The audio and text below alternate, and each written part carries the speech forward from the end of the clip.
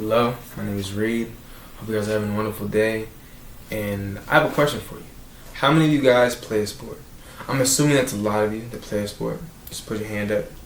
If you're in your house, if you're in your dorm, outside, in the car, wherever you are, just put a hand up if you play a sport. Yeah, it's a good amount of people.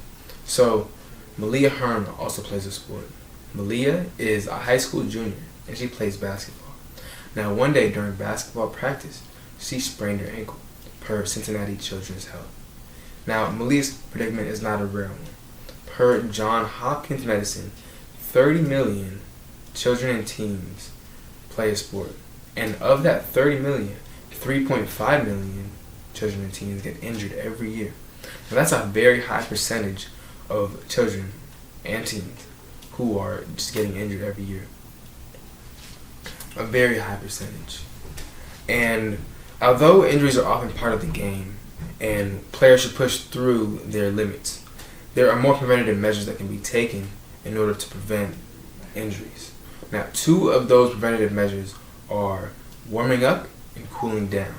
Warming up before your workout, whatever your activity is, and cooling down after the fact. In this speech, I will showcase the problems surrounding an athlete's physical health, and I will highlight the stems of these problems, and finally, how we can mitigate these problems. Now, as we know, sports injuries are a pain, literally. The least severe sports muscle strain takes 2 to 4 weeks to heal, while the most severe strain takes 9 months to a year to heal. This is per Starkville Urgent Care Clinic. Now, 2 to 4 weeks, that's not a long time to be in crutches or be in a boot. You're okay. You can still hop around for a little bit. You might get tired of it at the third week, but it's not that bad.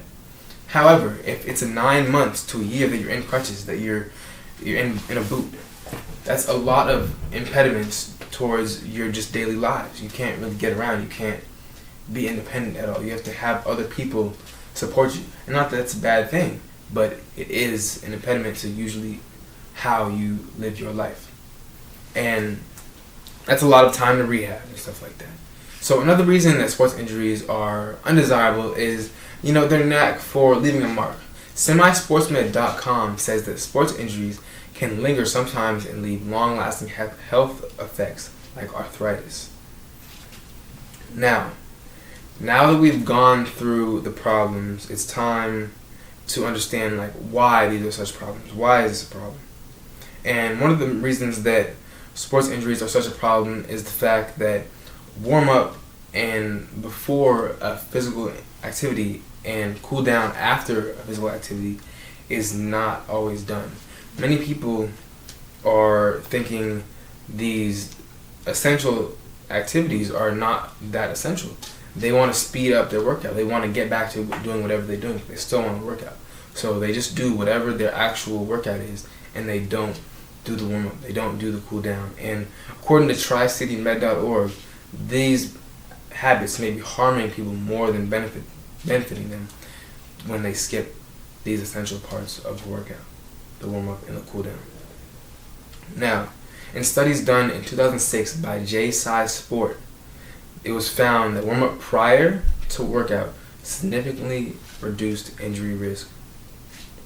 Now we know why sports injuries can be a problem, and it's time to find out how these sports injuries can be prevented. What exactly can we do in a warm-up and a cool-down, and how is that going to benefit us in the future? The main solution and implementation is the warm-up and the cool-down. The Mayo Clinic recommends doing your predetermined activity at a slower pace and then gradually building the intensity. To acclimate towards your workout. And the reason for this is a dynamic workout. For example, let me put down this. For example, a dynamic warm-up is rotating your arms. It's not a static stretch. It's literally warming up your body. So this is a static stretch. We want to be moving. That's a dynamic warm-up. A dynamic warm-up would be high knees. and let's say I was running. That would be a great thing to do before I run, because it's actively working the same muscles I'm going to be using when I'm running.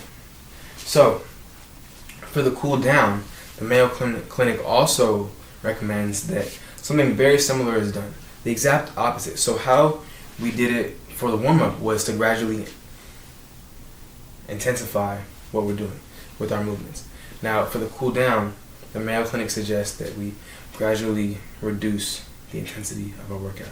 So that means that if we were walking for our warm-up, for our workout, we would then just walk slower for about 5 minutes to get the feel of our heart rate coming down, acclimating to a lower intensity. If it was swimming, if our workout was swimming, we just do the same thing. We'd swim at a slower pace and just do laps for about 5 minutes and acclimate our heart. We want to get our heart rate lower and cooled down, obviously. So this speech has consisted of me telling you about how sports injuries are a problem, what their causes are, and how they can be prevented. Even though it takes a little time, warming up and cooling down are essential to staying in the game. And remember, during your next workout, warm up, cool down. Don't skip it out. Thank you.